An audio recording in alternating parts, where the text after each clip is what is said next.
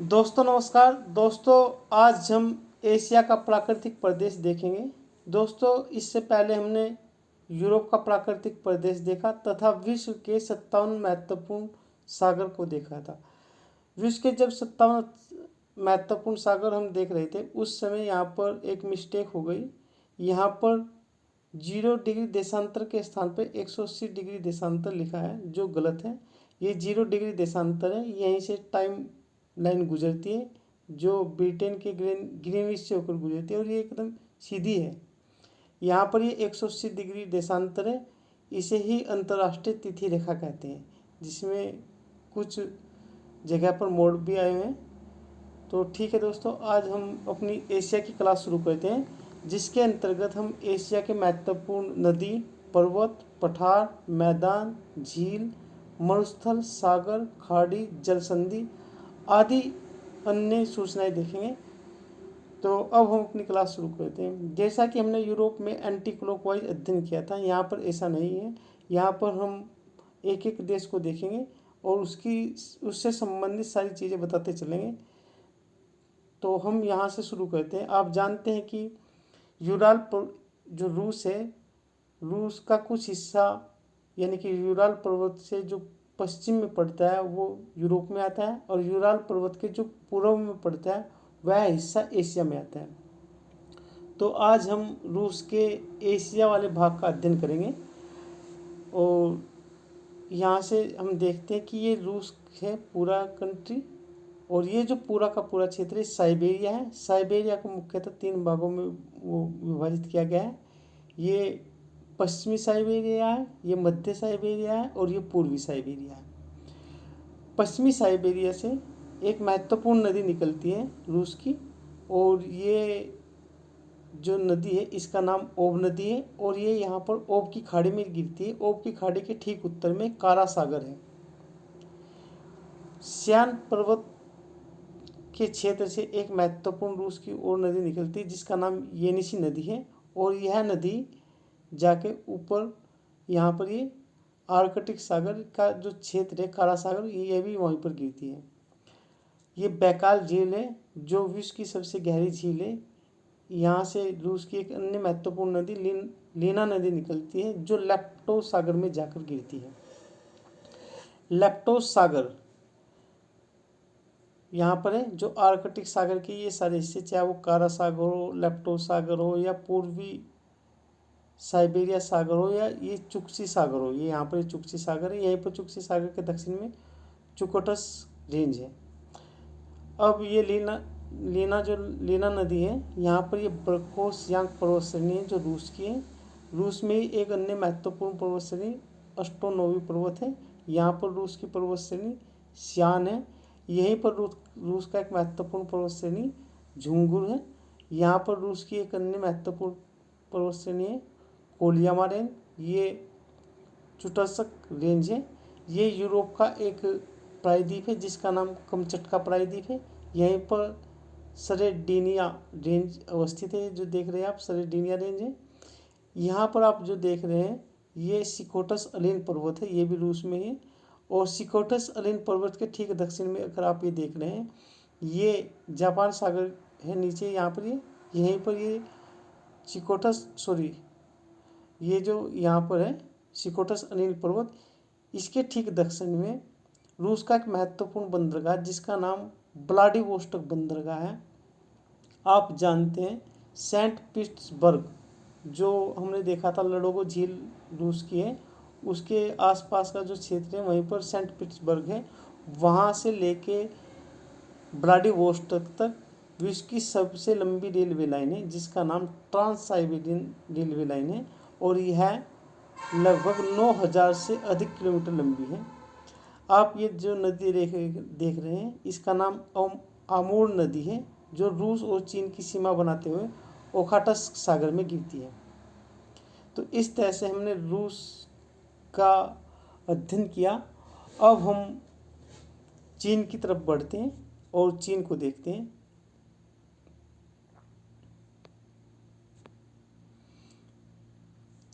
दोस्तों ये जो क्षेत्र है ये सारा ये चीन है, यहाँ से लेके यहाँ तक चीन का हम अध्ययन करते हैं।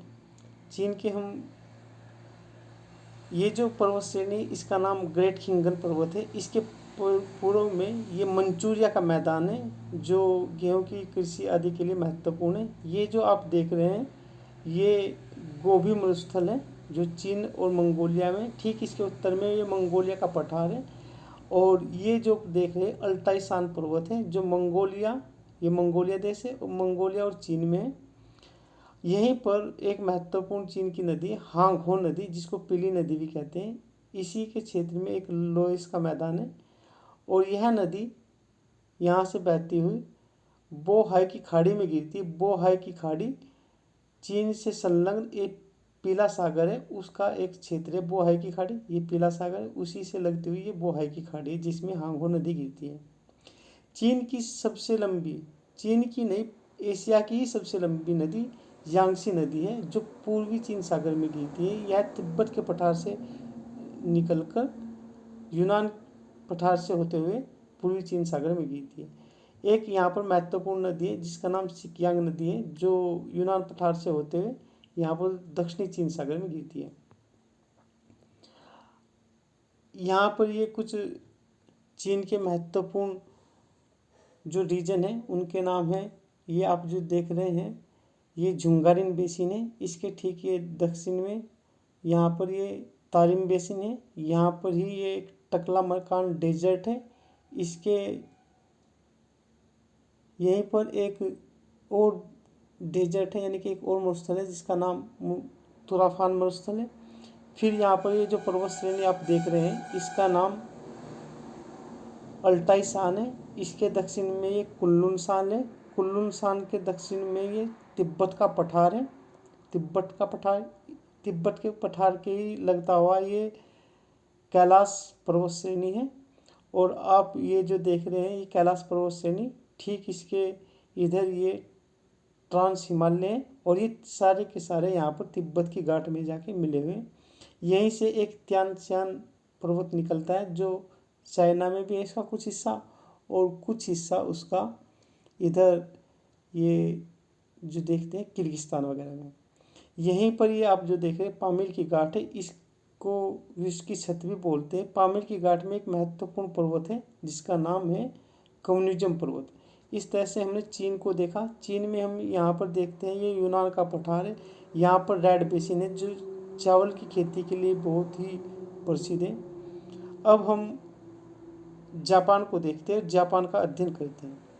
दोस्तों रूस में कुछ एक महत्वपूर्ण पठार रह गए थे जिसका नाम याना पठार और यूकाधिर का पठार, ये भी रूस में ही, यानी कि याना पठार और यूकाधिर का पठार यहाँ पर जो आप देख रहे हैं ये भी रूस में ही है।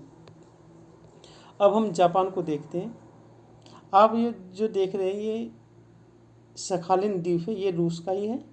और सखालिन द्वीप को एक जो ये जल संधि लापेरो जल संधि सखालिन द्वीप को जापान के होकाइडो द्वीप से अलग करती है। यानी कि जो ये लापेरो जल संधि है, जापान का जो ये होकाइडो द्वीप है उसको रूस के सखालिन द्वीप से अलग करती है। और यही जल संधि लापेरो जल संधि जापान सागर को ये ओखाटस्क सागर से जोड़ती है। ये जापान है, ये इसका उत्तरी द्वीप है, इसका नाम होकाइडो, इसका नाम होन्शु है। यहाँ पर क्यूशु और शिकोकू है। दोस्तों ये होकाइडो द्वीप है, होन्शु द्वीप से एक जल संधि इसको अलग करती है जिसका नाम सुगारू जल संधि बहुत ही महत्वपूर्ण है। और यह जल संधि जापान सागर को प्रशांत सागर से जोड़ती है। यहाँ पर देखते हैं होकाइडो द्वीप पर कुछ महत्वपूर्ण मैदान हैं जिनके नाम इशिकोरी का मैदान या टोकाची का मैदान है। यहाँ पर होन्शु ये जो द्वीप है यहाँ पर भी कुछ महत्वपूर्ण मैदान हैं जिसमें संदई का मैदान, क्वांटो का मैदान, नोबी या मिनिकोरी का मैदान तथा किंकी का मैदान है। यहीं पर जापान की एक महत्वपूर्ण जो पर्वत श्रृंखला है, ज्वालामुखी पर्वत श्रृंखला है, उसका नाम फोसा मैग्ना है। यहीं पर जापान की सबसे बड़ी झील बीवा है यानी कि लेक बीवा। और यहीं पर जापान का सबसे ऊंचा पर्वत माउंट फ्यूजी है। और यहीं पर जापान की सबसे लंबी नदी शिनानो है। अब दोस्तों हम यहाँ पर आ गए और हम ये ऐसे अब इसको जूम कर लेते हैं। अब हम इस क्षेत्र में आ गए।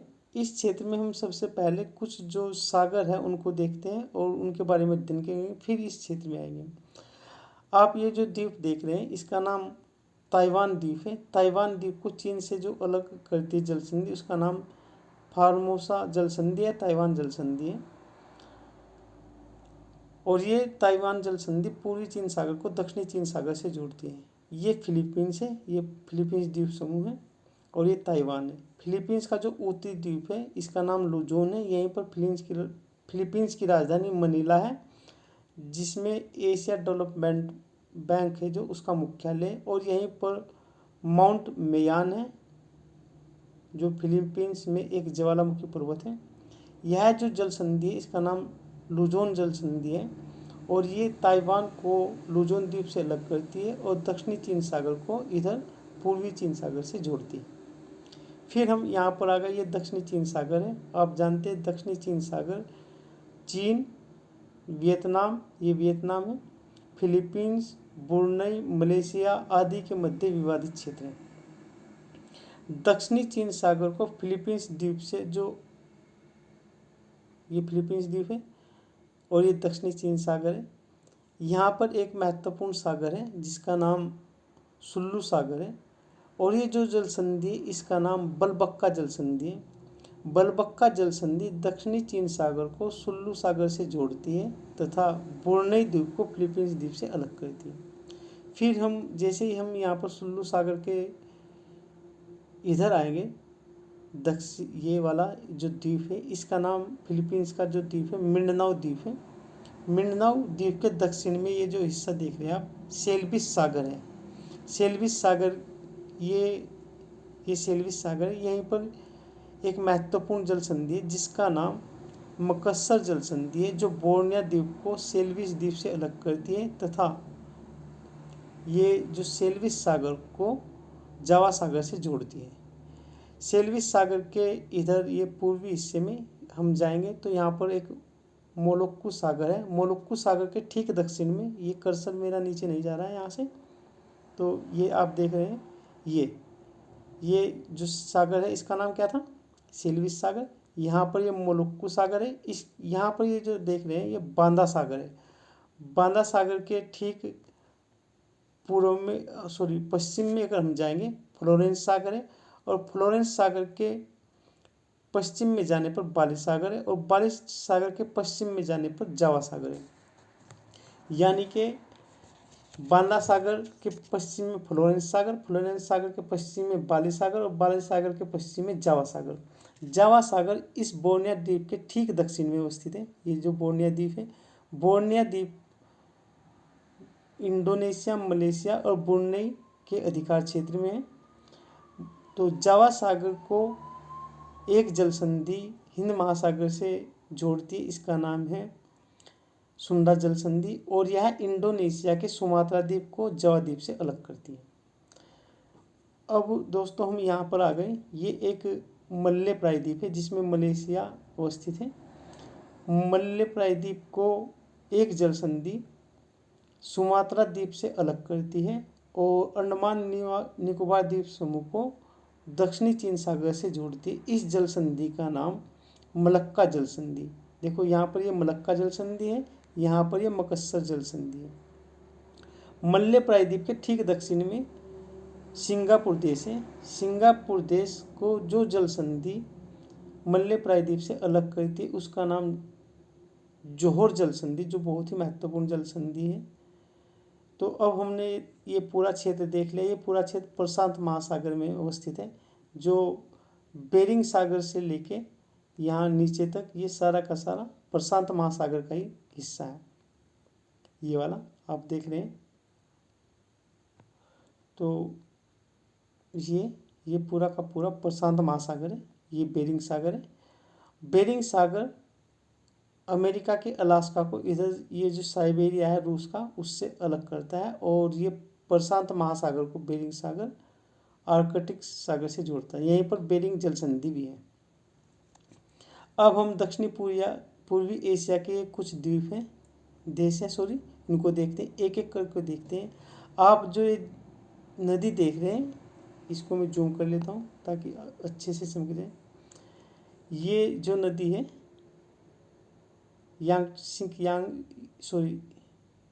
यांगसी नदी, जो एशिया की सबसे लंबी नदी, ये तिब्बत के पठार से निकलती है। ठीक यहीं से तिब्बत के पठार से एक महत्वपूर्ण नदी निकलती है, मेकांग नदी।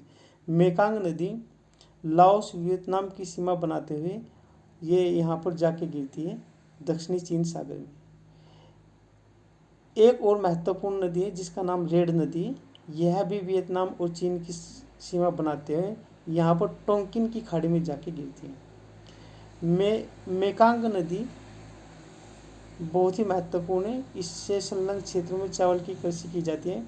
अब हम पहले वियतनाम को देखेंगे, फिर लाओस, कंबोडिया और ये थाईलैंड तथा ये म्यांमार है। इसको एक एक को देखते हैं कि इनके महत्वपूर्ण क्षेत्र क्या क्या हैं। दोस्तों आप जानते हैं कि ये वियतनाम है। वियतनाम में यहाँ पर एक उच्च भूमि मिलती है, उसका नाम अनाम उच्च भूमि है। और ये रेड नदी भी वियतनाम में बहती है, ये जो मैंने अभी बताया चीन और वियतनाम की सीमा पे। अब हम आते हैं लाओस। लाओस एक स्थल अवरुद्ध देश है और लाओस को सफ़ेद मतलब हाथियों का देश भी कहा जाता है और इसकी राजधानी वियंतियाना है, जो मेकांग नदी के तट पर अवस्थित है।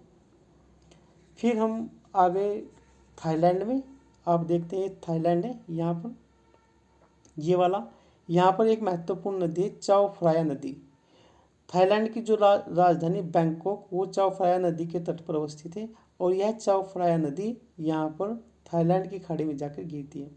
ये थाईलैंड में ही एक महत्वपूर्ण पठार है जिसका नाम कोरात का पठार है। यहीं पर एक डेन ग्रेक पर्वत श्रेणी है।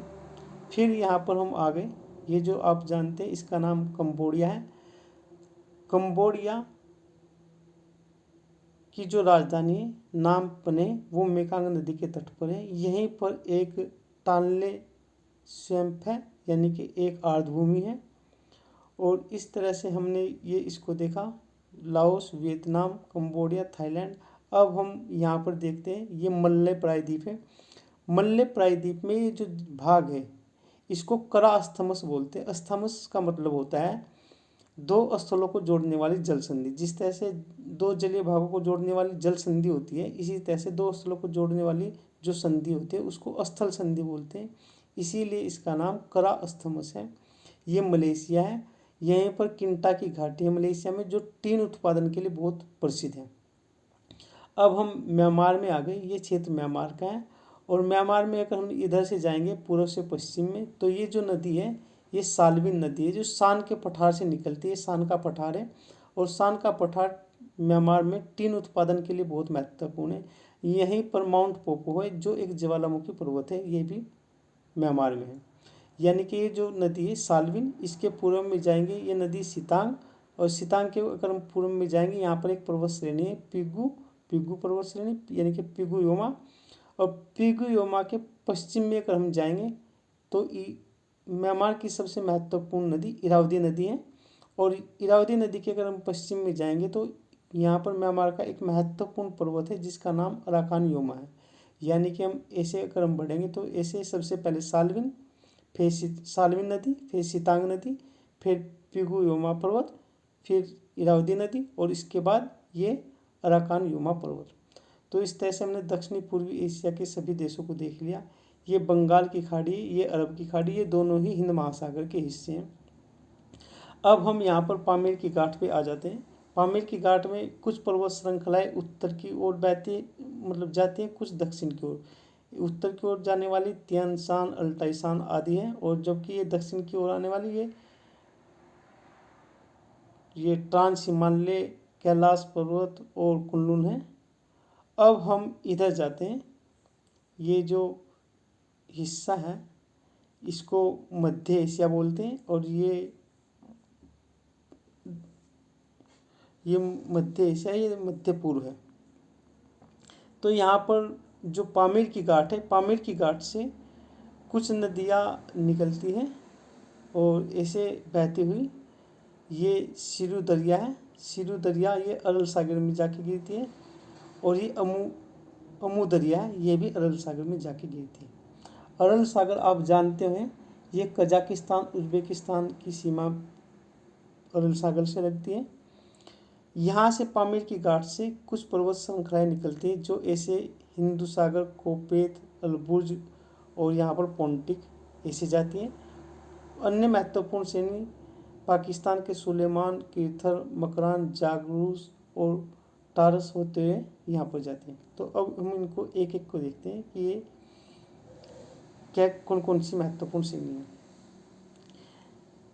यहाँ से हिंदू कुश पर्वत निकलता है और ये अफगानिस्तान में है। यहाँ पर कोपेत दाग एक पर्वत है। कोपेत दाग पर्वत जो है ईरान से लगता हुआ तुर्कमेनिस्तान और ईरान की सीमा पे है। फिर हम यहाँ पर जाएंगे, इसके पश्चिम में एल्बुर्ज पर्वत है जो कैस्पियन सागर के दक्षिण में ईरान में अवस्थित है। यहीं पर एक माउंटेन है देवबंद और कोह सुल्तान, ये दोनों ही पर्वत ज्वालामुखी पर्वत हैं। यहाँ पर अगर हम जाएंगे तो ईरान में ये एक महत्वपूर्ण उमरिया झील है। और यहाँ पर अगर हम जाएंगे तुर्की और अर्मेनिया की सीमा पे माउंट अरारत है और यहीं पर तुर्की की झील वान झील है जो बहुत ही ज़्यादा लवणीय झील है। और यहाँ पर ये तुर्की के उत्तरी हिस्से में पोंटिक पर्वत है जो काला सागर है उसका दक्षिणी जो तटीय क्षेत्र है वहाँ पर ये पोंटिक सागर है। पोंटिक पर्वत है। पोंटिक पर्वत के दक्षिण में ये अन्नातोलिया का पठार है जो तुर्की में है। पोंटिक श्रेणी भी तुर्की में और अन्नातोलिया के पठार के दक्षिण में ये टारस पर्वत है। और यहीं सर अन्नातोलिया के जो पठार है उससे एक नदी निकलती है इजमिर नदी और जो भूमध्य सागर में जाके गिरती है। इजमिर नदी अंजीर की खेती के लिए यहाँ पर मतलब अंजीर की यहाँ पर महत्वपूर्ण अंगूर और इंजीर वगैरह की खेती की जाती है यहाँ पर। फिर हम आए दोबारा वहीं पर पामीर की घाट पे और यहाँ से हम आए तो जैसे ही दक्षिण में आएंगे ये सुलेमान पर्वत है जो पाकिस्तान में, कीर्थर पर्वत है ये वाला, ये भी पाकिस्तान में। और जो ये यहाँ पर अरब सागर के तटीय क्षेत्र में ये मकरान पर्वत है ये भी पाकिस्तान और ईरान में।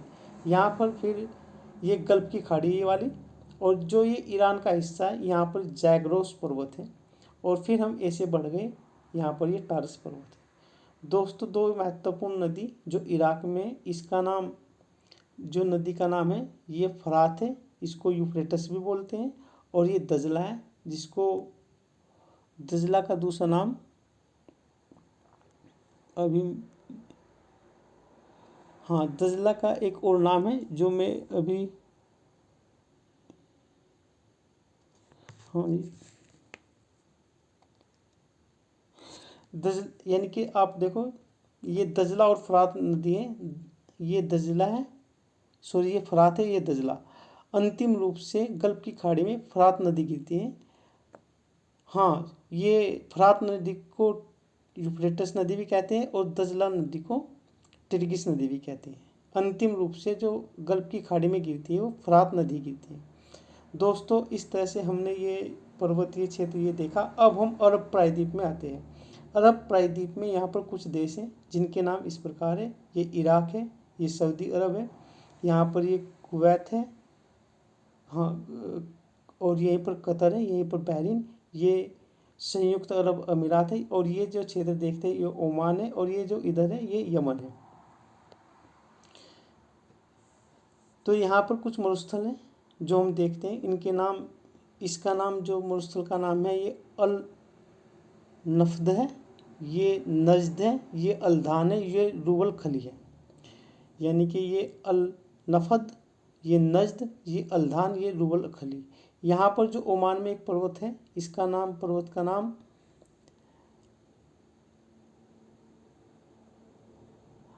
अजहर अखर पर्वत है। यहाँ पर जो पर्वत है ये हैदरमाउथ पर्वत है। यहाँ पर असीर पर्वत है। हैदरमाउथ जो पर्वत है ये यमन में है, और असीर पर्वत ये सऊदी अरब में। ठीक इसके उत्तर में हेजाज पर्वत है, ये सऊदी अरब में है। इस तरह से हमने यहाँ पर ये देखा। अब हम दोस्तों यहाँ पर कुछ जल संधि है, इसका नाम हार्मूज जल संधि है, जो गल्फ की खाड़ी को ओमान की खाड़ी से जोड़ती है और ओमान देश को ईरान से अलग करती है। दोस्तों यहाँ पर ये ईरान के कुछ महत्वपूर्ण मरुस्थल है, जिनके नाम ये दास्ते कबीर है, दास्ते लूट है, ये दास्ते तफ्तान है, दास्ते मार्गोन है और दास्ते तालिब, यानी कि 5 मरुस्थल है जिनके नाम इस प्रकार है: दास्ते कबीर, दास्ते लूट, दास्ते तफ्तान, दास्ते मार्गो और दास्ते तालिब। ये 5 ईरान में है, ये 5 के 5 मरुस्थल है। अब हम यहाँ पर देखते हैं, ये लाल सागर है। लाल सागर आप जानते हैं दोस्तों यहाँ पर एक महत्वपूर्ण जल संधि जिसका नाम बाबल मंदेब है, जो लाल सागर को, ये लाल सागर अदन की खाड़ी से जोड़ती है। और ये जो यमन है इसको इधर ये अफ्रीका से अलग करती है। बाबल मंदेब जल संधि बहुत ही महत्वपूर्ण है, यहाँ पर हमेशा समुद्री डाकू का खतरा बना रहता है। ये लाल सागर है। और मैंने आपको बताया था कि मल्ले प्रायद्वीप पे एक स्थल संधि जिसका नाम करास थमस है। ठीक उसी प्रकार एशिया को अफ्रीका से जोड़ने वाली जो स्थल संधि, इसका नाम सिनाई प्रायद्वीप है, जिसके इधर ये स्वेज की खाड़ी है और इधर ये अकाबा की खाड़ी है। अकाबा की खाड़ी इधर एशियाई क्षेत्र में है और स्वेज की खाड़ी इधर अफ्रीका के क्षेत्र में है। स्वेज यहाँ पर एक महत्वपूर्ण नहर है जिसका नाम स्वेज नहर है। और स्वेज नहर के जो उत्तरी किनारा है यहाँ पर पोर्ट सईद है जो भूमध्य सागर में है, और पोर्ट स्वेज लाल सागर में। ये प्रश्न कई बार आया है कि पोर्ट सईद कहाँ पर है और पोर्ट स्वेज कहाँ पर है। हाल ही में यूपीपीसीएस में एक प्रश्न पूछा गया था, यूपीएससी में भी पूछा गया कि स्वेज नहर जो है उसमें कई झीलों का निर्माण हुआ है, उन झीलों के नाम क्या हैं। तो उन झीलों के नाम दोस्तों ग्रेट बीटर, लिटिल बीटर तथा तमसा झील है। तो दोस्तों हमने ये पूरा जो क्षेत्र है इसका अध्ययन किया। अब हम मध्य एशियाई जो देश हैं उनका अध्ययन करते हैं। वहाँ पर भी कुछ महत्वपूर्ण सूचनाएं हैं जो ज्योग्राफी के लिए बहुत ही महत्वपूर्ण है। यहाँ पर ये जो देश देख रहे हैं ये कजाकिस्तान है। कजाकिस्तान में यहाँ पर ये बालकस झील है और ये अरल सागर है जिसमें सिर दरिया और अमूर दरिया नदी यहाँ से जाती हैं। यहीं पर एक कैस्पियन सागर की सीमा कजाकिस्तान और तुर्कमेनिस्तान से लगती है। तो दोस्तों हमने ये इस प्रकार ये पूरा जो एशिया है उसके सभी नदी, पर्वत, पठार, मैदान, झील, जलसंधि, बेसिन आदि का अध्ययन किया। हम नेपाल और भारत का एक साथ मिला के अध्ययन करेंगे जब हम भारतीय भूगोल पढ़ेंगे। तो दोस्तों आज की क्लास यहीं पर समाप्त करते हैं। आप मेरे चैनल को सब्सक्राइब करें, बेल आइकन को प्रेस करें ताकि आने वाली वीडियो आपको मिलती रहे। इसको लाइक करें और शेयर करें। Thank you very much.